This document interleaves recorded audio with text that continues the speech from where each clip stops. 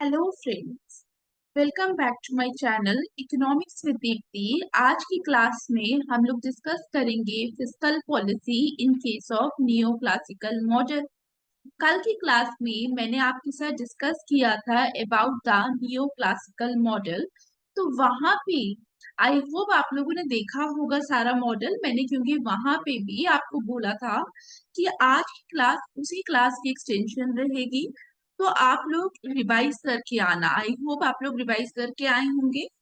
अब हम लोग जैसे ISLM मॉडल के अंदर बात करते हैं, वहां पे फिस्कल एंड मॉनेटरी पॉलिसी को अप्लाई करते हैं और देखने की कोशिश करते हैं कि क्या फिस्कल पॉलिसी या monetary policy in case of ISLM model effective है या नहीं है। मैंने आपके साथ ISLM मॉडल डिस्कस किया था और उसी का दूसरा नाम मैंने आपको क्या बताया था, नियो किनीशियन।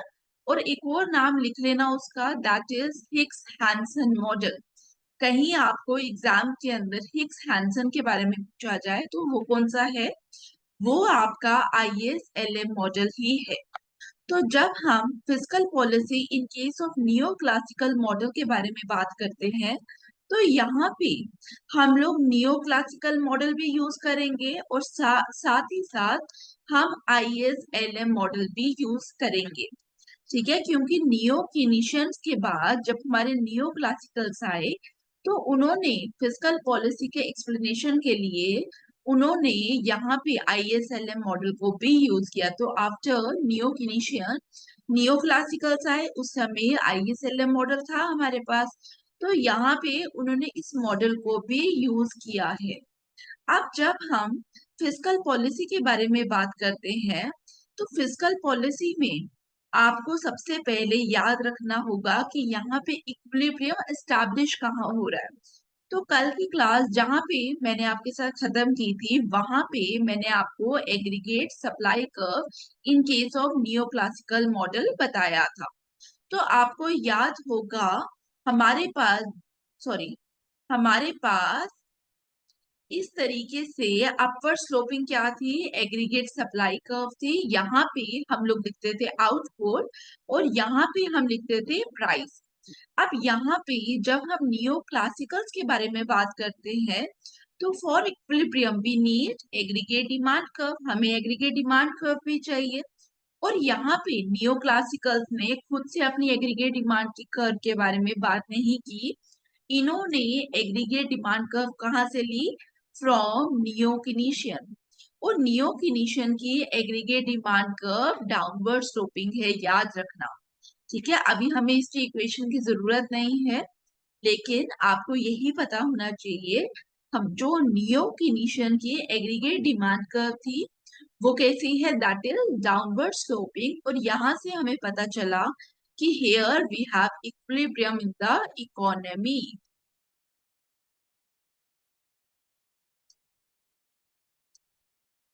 क्लियर। अब यहाँ पे नियो क्लासिकल्स का इक्विलिब्रियम की अगर हम बात करें तो आपको पता चल रहा होगा कि फॉर इक्विलिब्रियम हमें यहाँ पे क्या चाहिए, aggregate demand curve as well as aggregate supply curve. Aggregate supply curve हमारी अपवर्ड स्लोपिंग है और aggregate demand curve is downward sloping. और यहाँ पे एग्रीगेट डिमांड कर्व कौन सी है, इट इज डाउनवर्ड स्लोपिंग। और मैंने आपको शायद पहले भी बोला, अब ये जो हमारा fiscal policy in case of neo classicals की अगर बारे में बात करें, तो यहाँ पे हमारा जो फोकस होना चाहिए वो किस में होना चाहिए, वो डायग्राम में होना चाहिए। इस डायग्राम को मैं कहीं ना कहीं ये बोलूंगी कि मे बी कुछ लोगों के लिए थोड़ी सी कॉम्प्लिकेटेड हो, लेकिन अगर आप अच्छे से समझेंगे तो आपको चीजें समझ आएंगी। आप जब भी एग्जाम में रेप्लिकेट करना होगा आप कर पाएंगे। आपको यहाँ पे क्या करना है, कल की क्लास में मैंने आपको नियो क्लासिकल्स का राइटअप दे दिया था। अब यहाँ पे जब fiscal policy in case of neo classicals पे हम बात कर रहे हैं, यहाँ पे हमारा फोकस किस पे होगा, डायग्राम में। अगर आपको डायग्राम समझ आ जाए तो आप क्या करेंगे, आप जो मैंने आपको बोला है कि IS कर्व किस तरीके से शिफ्ट करेगा, LM कर्व किस तरीके से शिफ्ट करेगा, उसी सेम बेसिस पे हम लोग राइटअप लिखेंगे। ठीक है, तो आई एक्सपेक्ट कि ये चीज आप खुद भी लिख सकते हैं। अब यहाँ पे मैंने क्या बोला, हमारा aggregate demand curve, aggregate supply curve इस तरीके से होगा। नाउ हमें क्या चाहिए, हमें ISLM कर्व भी यहाँ पे चाहिए। तो मैं यहाँ पे ड्रॉ कर रही हूँ, हमारा यहाँ पे वी हैव एग्रीगेट डिमांड, यहाँ पे हमारा एग्रीगेट सप्लाई कर्व है, और यहाँ पे real actual price is equal to expected price, and here we have output at natural rate of unemployment. आप लोग तब तक मुझे कमेंट बॉक्स में बताइए नेचुरल रेट ऑफ अनएम्प्लॉयमेंट क्या होता है। अब यहाँ पे हमें क्या चाहिए, हमें ISLM कर्व चाहिए। तो ISLM कर्व भी हम कहाँ पे देखेंगे, जहां पे हमारा प्रोडक्ट मार्केट और मनी मार्केट इक्विलिब्रियम पे होता है, वहीं पे हमारा क्या होता है, हमारा वहीं पे क्या होता है, हमारा ISLM इंटरसेक्ट करता है। तो here this is the point. तो ISLM का इक्विलिब्रियम का पॉइंट और यहाँ पे इक्विलिब्रियम का point same level of output पे है। फर्क क्या है दोनों डायग्राम्स पे, यहाँ पे वी हैव प्राइस लेवल, और यहाँ पे हमारे पास क्या है, वी हैव इंटरेस्ट रेट। यहाँ पे हमारे पास क्या है, इंटरेस्ट रेट। क्लियर। अब यहाँ पे आप में से काफी लोग सोच रहे होंगे कि हमें यहाँ पे ISLM की जरूरत क्यों पड़ी। देखिए, जब भी हम ISLM के बारे में बात करते हैं, हम लोग यहाँ पे क्या बोलते हैं, लेट्स से अगर आपका प्रोडक्ट मार्केट शिफ्ट हो गया, ठीक है, प्रोडक्ट मार्केट और मनी मार्केट में इक्विलिब्रियम नहीं हुआ, समहाउ ये इक्विलिब्रियम डिस्टर्ब हो जाता है। फॉर एग्जांपल, गवर्नमेंट एक्सपेंडिचर अगर हुआ, जब गवर्नमेंट एक्सपेंडिचर विल इंक्रीज, तो उसकी वजह से होगा क्या, आपकी IS कर्व यहाँ से यहाँ आ जाएगी। तो न्यू इक्विलिब्रियम यहाँ की जगह कहाँ पे हो जाएगा, यहाँ पे। लेकिन नया इक्विलिब्रियम फाइंड आउट करने के लिए हमें क्या चाहिए, हमें LM कर्व चाहिए। तो यहाँ नियो क्लासिकल्स में भी हम लोग क्या बात करते हैं कि अगर इक्विलिब्रियम डिस्टर्ब होगा, तो यहाँ पे आपका एग्रीगेट डिमांड क्या होता है, C+I+G। ठीक है, मैं इंटरनल इकोनॉमी की बात कर रही हूँ, I am talking about closed economy, जहां पे फॉरेन मार्केट के बारे में बात हो ही नहीं रही। तो आपका एग्रीगेट डिमांड भी आगे हो जाएगा। जब आपका एग्रीगेट डिमांड फॉरवर्ड मूव किया, तो उसकी वजह से क्या होगा, आपका प्रोडक्ट मार्केट में शिफ्ट आएगा। और आपको मैंने ISLM में ही बताया कि प्रोडक्ट मार्केट जो है वो आइसोलेशन पे तो काम नहीं करती। प्रोडक्ट मार्केट और मनी मार्केट जो है वो इकट्ठे, ठीक है, इकट्ठे काम करती है। तो प्रोडक्ट मार्केट के साथ साथ हमें मनी मार्केट भी देखना पड़ेगा। दैट्स व्हाई हमें किसकी जरूरत पड़ेगी, हमें ISLM मॉडल की जरूरत पड़ेगी। तो अगर आपसे कोई पूछे कि ISLM मॉडल जो है वो स्ट्रिक्टली नियो क्लासिकल्स तो नहीं है, नियो क्लासिकल मॉडल नहीं है, लेकिन still it is a tool in neo classical synthesis. ठीक है, तो यहाँ भी याद रखना, it is a tool in neo classical synthesis. Neo classical economics जो है वो एम्फेसाइज करती है रेशनल लेक्चर्स पे और मार्केट क्लियरिंग पे। जो ISLM मॉडल है वो हमें एक्सप्लेन करने में हेल्प करता है मार्केट क्लियरिंग, और ये जो इंट्रैक्शन है between these factors in the short run वो हमें हेल्प करता है। पहले हम शॉर्ट रन के बारे में बात करेंगे और फिर हम लॉन्ग रन के बारे में बात करेंगे। इनफैक्ट आपको यहाँ पे एक पॉइंट क्लियर होना चाहिए, जब हम नियो क्लासिकल्स के बारे में बात करते हैं तो हम fiscal policy in case of neo classicals में एक चीज रखते हैं दिमाग में, वो ये है कि जो आपका फिस्कल पॉलिसी है in case of neo classical, वो आपको लगेगी इफेक्टिव इन शॉर्ट रन, लेकिन लॉन्ग रन में वो आपको इनइफेक्टिव लगेगी। इफेक्टिव इन शॉर्ट रन, लेकिन लॉन्ग रन में आपको कैसी लगेगी, इनइफेक्टिव। ठीक है, आप में से जो लोग नेट के लिए प्रिपेयर कर रहे होंगे, मे बी कहीं आपको आ जाए neo classical policy is sorry fiscal policy In case of neoclassical model is effective in case of short run and ineffective in case of long run. तो आप लोगों को कुछ assertion दिया हो या कुछ भी आपको statement दी है तो आपको बताना है, तो आप बता पाएंगे, ये लिख लीजिए। मैंने आप लोगों को बता दिया। ठीक है, अभी मैं आपको यही चीज डायग्राम की हेल्प से एक्सप्लेन करूंगी।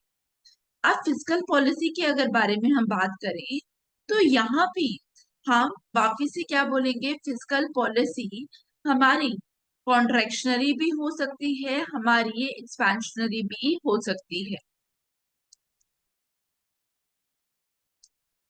फिजिकल पॉलिसी का एक केस मैं आपके साथ डिस्कस करूंगी, एक केस आप खुद ट्राई करेंगे। अगर फिर आपसे नहीं होगा, आप फ्री होकर कमेंट बॉक्स में मेंशन कर सकते हैं कि हमें ये पर्टिकुलर डाउट आ रहा है in case of contractionary physical policy. ठीक है, लेकिन उससे पहले आप प्रैक्टिस करेंगे। तो आज की क्लास में मैं आपके साथ एक्सपेंशनरी फिजिकल पॉलिसी को डिस्कस करूंगी। अगर फिर भी आपको नहीं समझ आ रहा तो आप मुझे मेंशन करिए सो दैट मैं नेक्स्ट केस कॉन्ट्रेक्शनरी फिजिकल पॉलिसी का आपके साथ डिस्कस कर सकूं। ठीक है, आई होप आपको चीजें समझ आ रही हैं। क्लियर, तो स्टार्ट करें।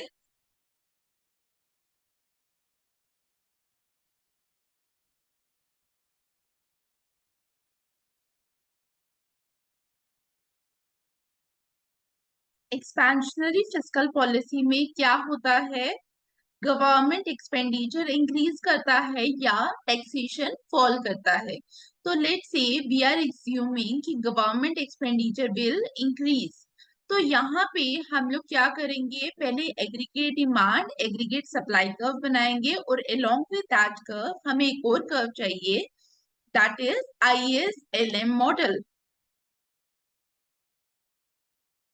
ठीक है, तो आप पहले समझ लेना, उसके बाद आप लोग ड्रॉ करना। तो यहाँ पे हमारा आउटपुट होगा और वाई एक्सिस पे क्या होगा, एक्चुअल प्राइस और एक्सपेक्टेड प्राइस। तो यहाँ पे मैंने लिख दिया प्राइस और यहाँ पे हमारा एग्रीगेट डिमांड कर्व और here we have the aggregate supply curve. Clear. अब उसी तरीके से हमने क्या बोला, एक हमें ISLM मॉडल बनाना है जहां पे इंटरसेक्शन बिटवीन ISLM उसी पॉइंट पे होगी। देखिए उसी पॉइंट के करस्पॉन्डिंग मैं एक पॉइंट बना रही हूँ। अपवर्ड स्लोपिंग कर्व हमारी LM कर्व होती है, डाउनवर्ड स्लोपिंग कर्व हमारी IS कर्व होती है। तो यहाँ पे मैं इसको मार्क कर देती हूँ E1। E1 is the equilibrium point. अब हमने क्या बोला, हमने बोला गवर्नमेंट एक्सपेंडिचर इज इंक्रीजिंग। जैसे ही आपका गवर्नमेंट एक्सपेंडिचर इंक्रीज होगा तो यहाँ पे क्या हो जाएगा, एग्रीगेट डिमांड जो है आपकी वो इंक्रीज करेगी, बिकॉज एग्रीगेट डिमांड इज।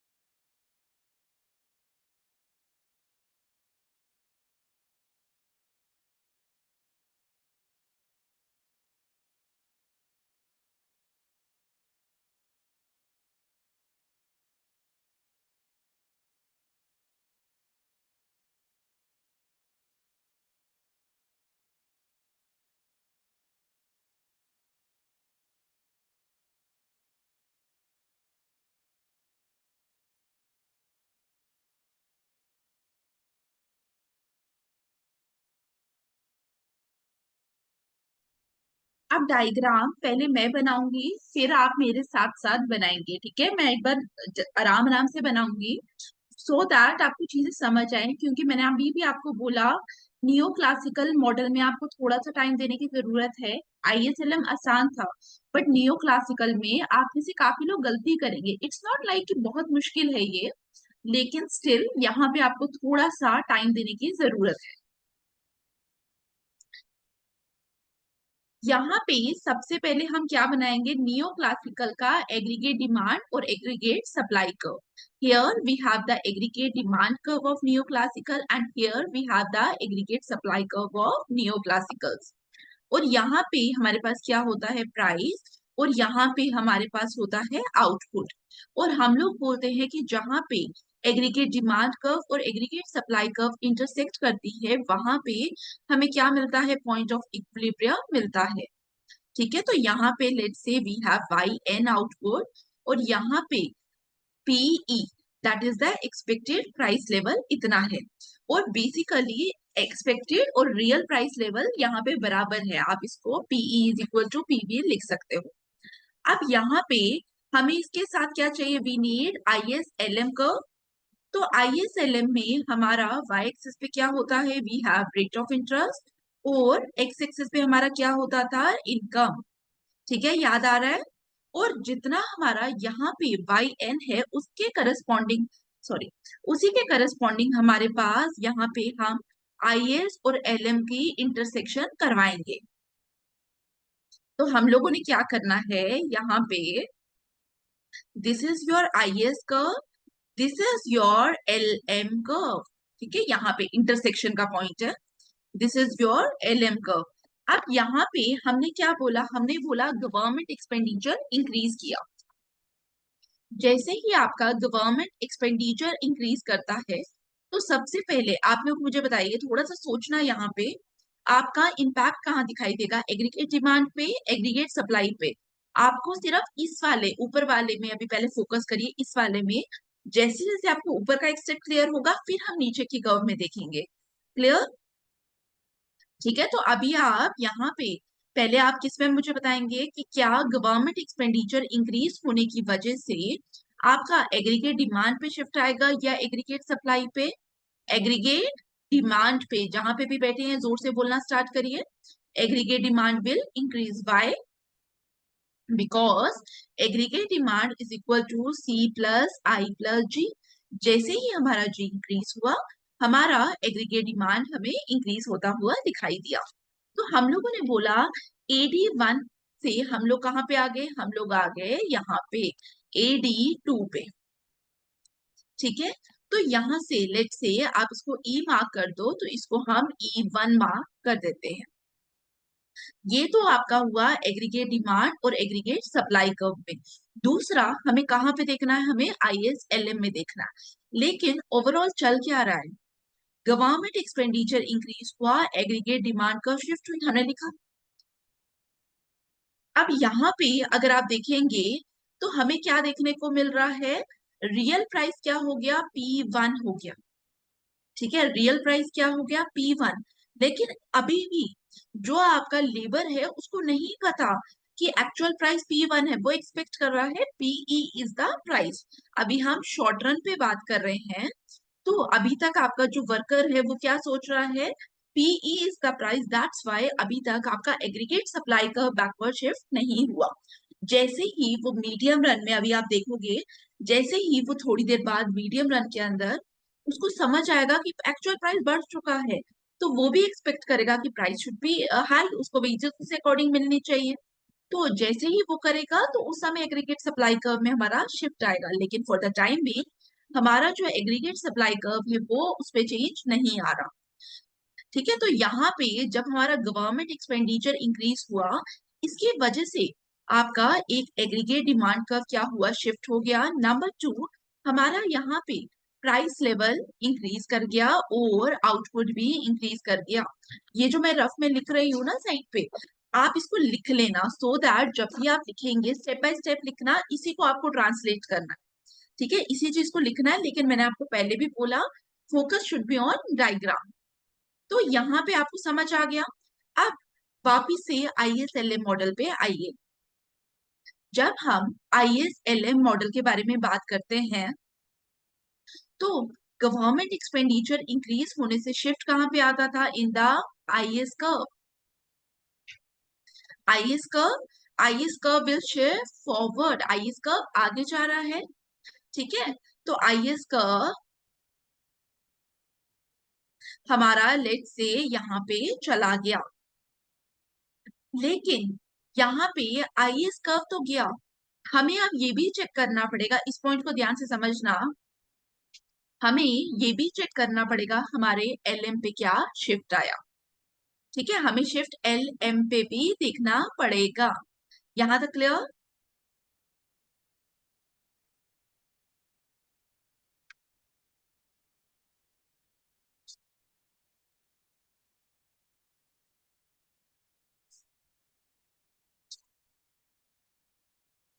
आप देखिए, एलएम में शिफ्ट तो देखना पड़ेगा, लेकिन अगर आपको आईएस एलएम मॉडल याद होगा तो मैंने आपको क्या बोला था, जब भी गवर्नमेंट एक्सपेंडिचर चेंज होता है, गवर्नमेंट एक्सपेंडिचर इंक्रीज हो रहा है, तो हमारा शिफ्ट आईएस कर्व में आ रहा है। मैंने आपको एलएम के लिए नहीं बोला था। अब यहाँ पे जो की पॉइंट है जिसपे मैंने आपको बोला था कि थोड़ा सा ध्यान रखना, यहाँ पे एलएम में हमारा क्या आएगा, एक इनडायरेक्ट इफेक्ट आएगा। कैसा इफेक्ट आएगा? एक इनडायरेक्ट कर्व इफेक्ट आएगा ऑन द एलएम कर्व। जब भी हम एलएम कर्व की बात करते हैं तो हम रियल मनी बैलेंसेस की बात करते हैं। हम किसके बारे में बात करेंगे? हम रियल मनी बैलेंस के बारे में बात करेंगे। जैसे ही मैंने आपको बोला रियल मनी बैलेंस, इसका मतलब nominal money divided by prices. मतलब आप जब मनी बैलेंसेस को एडजस्ट करेंगे विद इन्फ्लेशन, तो हमारे पास क्या आने वाला है? हमारे पास रियल मनी बैलेंस आने वाला है। तो हम लोगों ने बोला कि जो हमारी एलएम कर्व है वो डिपेंड करती है, that is based on real money balance, that is M upon P. अब वापिस से कर्व में आइए। जैसे ही आपका आईएस कर्व या स्टार्ट से गवर्नमेंट एक्सपेंडिचर इंक्रीज किया, तो आपका प्राइस भी इंक्रीज हुआ, प्राइस इंक्रीज हुआ फ्रॉम पी टू P1।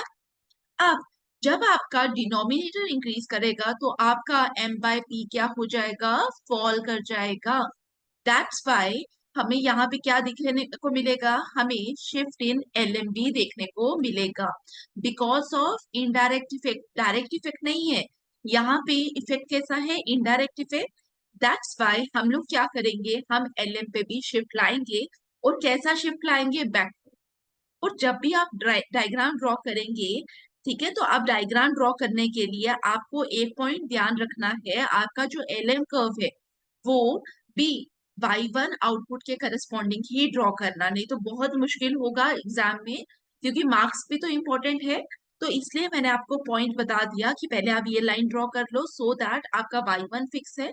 अब मुझे पता है कि मेरे को एलएम यहाँ से लेकर आना है, ठीक है, मेरा थोड़ा सा स्पेस कम है। आप जब आराम से बनाएंगे, एक दो बार प्रैक्टिस करना, आराम से बनेगी डायग्राम। तो एल एम डैश, क्लियर? तो यहाँ पे एल एम डैश के corresponding we have E1 point. तो ये कौन सा था? ई पॉइंट। नाउ E1 पॉइंट हमारा आ गया। यहाँ तक सबको समझ आया? यहाँ तो कोई डाउट? ठीक है।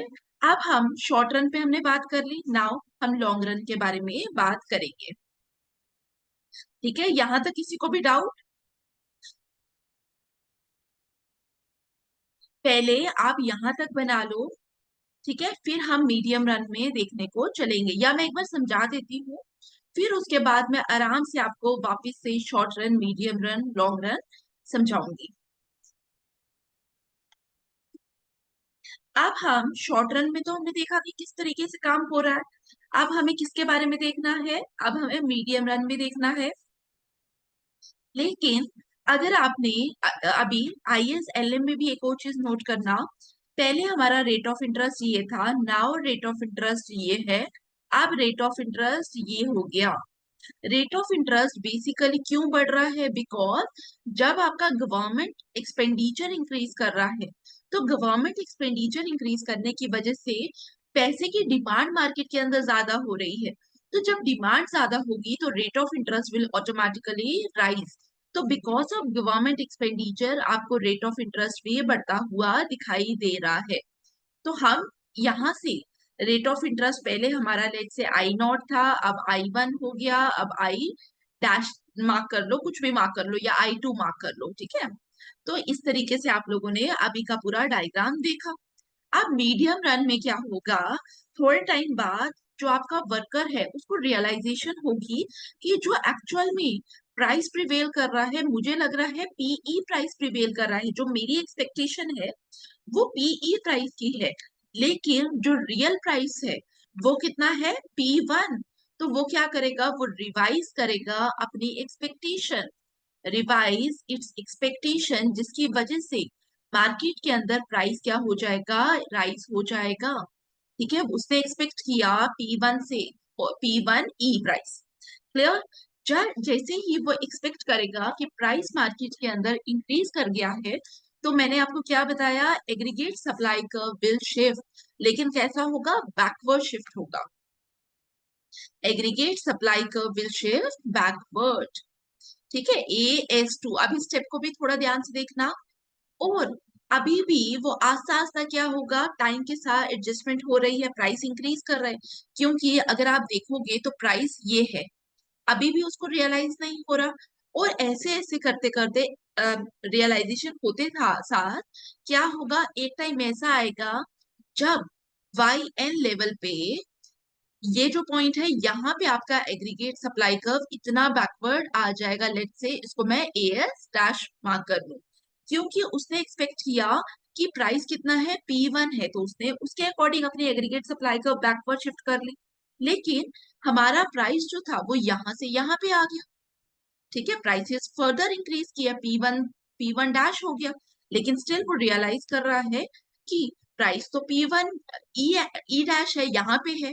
तो जैसे ही उसको थोड़ा टाइम बाद फिर से रियलाइजेशन होगा, वो फिर से क्या करेगा, एग्रीगेट सप्लाई कर्व को थोड़ा सा बैकवर्ड करेगा, फिर से प्राइस थोड़ा सा बढ़ जाएगा, फिर आस्ता आस्ता करते करते हम इस पॉइंट में पहुंच जाएंगे जहां पे हमारा जो आउटपुट का लेवल है वो कितना है, YN, that is output level at natural rate of unemployment. कल की क्लास में मैंने आपको नेचुरल रेट ऑफ अनएम्प्लॉयमेंट बताया था, आई होप आपको पता है। तो वो आप लोगों को लिखना है। तो this is your neo fiscal policy in case of neo classical model. अब यहाँ पे एक्स्ट्रा लाइंस को मैं मिटा देती हूँ।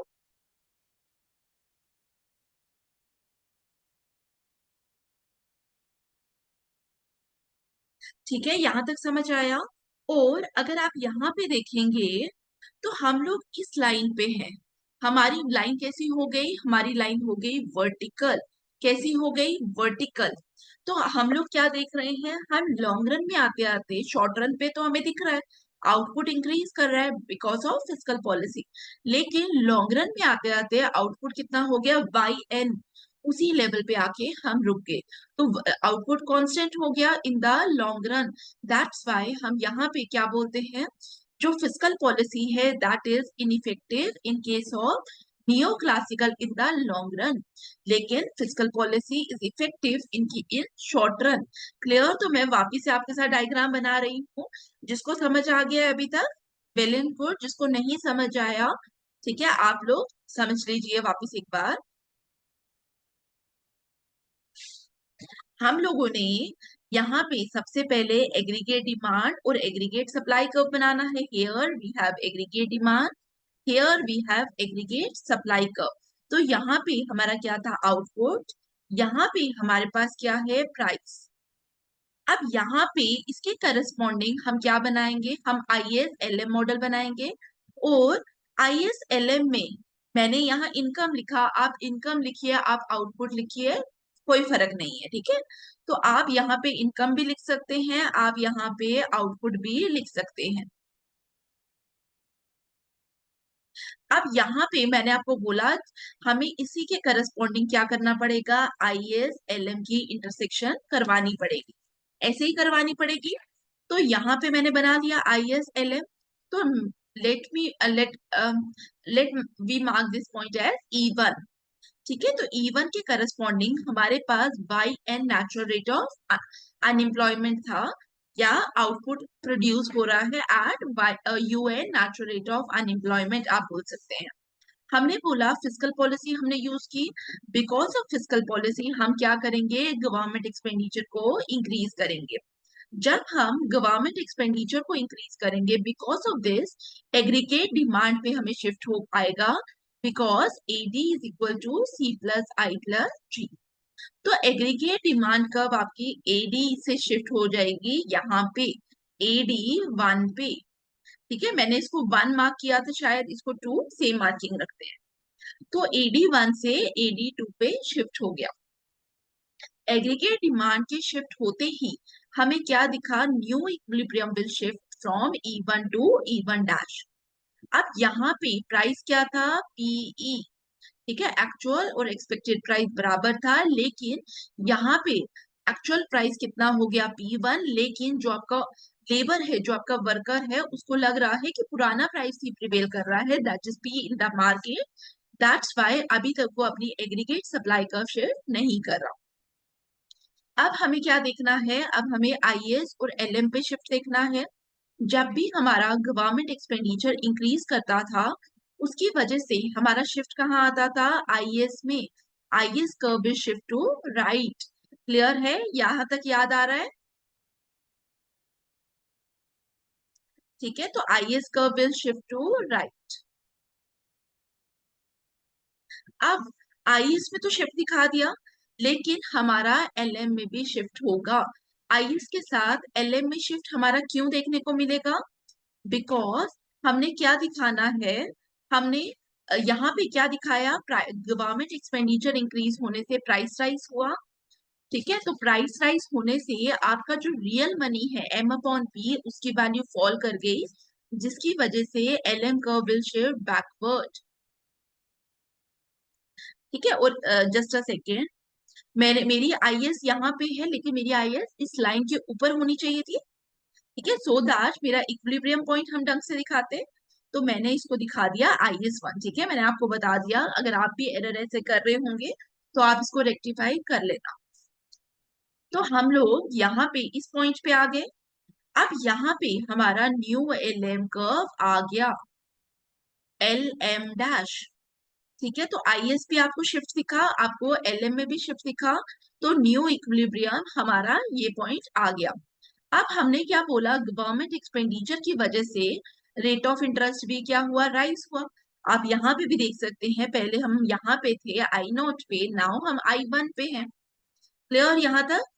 जब हमारा रेट ऑफ इंटरेस्ट भी राइज होता हुआ हमें दिखाई दिया, और हम यहाँ पे इस पॉइंट पे आ गए, लेकिन नाउ अभी तक ये सारा जो प्रोसेस चल रहा है वो शॉर्ट रन पे चल रहा है। आस्ता आस्ता with the passage of time जैसे ही हम मीडियम रन के अंदर आए, तो वर्कर को रियलाइज हुआ कि जो मैं प्राइस एक्सपेक्ट कर रहा हूँ, दैट इज पीई, वो तो रियल प्राइस है ही नहीं। वर्कर एक्सपेक्ट कर रहा है प्राइस ये है, लेकिन अब उसको रियलाइज हुआ कि एक्चुअल प्राइस ये है, और अब वो क्या करेगा, एग्रीगेट सप्लाई कर्व को वो शिफ्ट कर देगा बैकवर्ड, ए एस डैश।